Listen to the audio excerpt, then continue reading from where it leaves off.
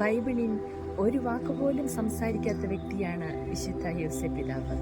എന്നാൽ അദ്ദേഹത്തിൻ്റെ ജീവിതം ഈ ലോകത്തോട് ഉറക്കെ സംസാരിച്ചു. ദൈവഹിതത്തിന് മുൻപിൽ ചോദ്യങ്ങളില്ലാതെ നിരുപാധികം കീഴടങ്ങിയ ആ നിശബ്ദതയാണ് വിശുദ്ധ യോസേപ്പ് പിതാവിൻ്റെ കരുത്ത്. നമ്മുടെ ജീവിതത്തിലും വാക്കുകളേക്കാൾ പ്രവൃത്തികൾക്ക് പ്രാധാന്യം നൽകുവാൻ വിശുദ്ധ യോസേപ്പ് പിതാവിൻ്റെ ജീവിതം നമ്മെ പഠിപ്പിക്കുന്നു.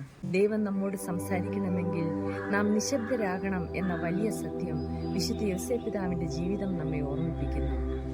നമുക്കും വിശുദ്ധ യോസേപ്പ് പിതാവിനെ പോലെ നമ്മോട് സംസാരിക്കുന്ന ദൈവത്തെ ശ്രവിക്കുന്നതിനായി നിശബ്ദതയുടെ ആഴങ്ങളെ സ്നേഹിക്കുന്നവരാകാം.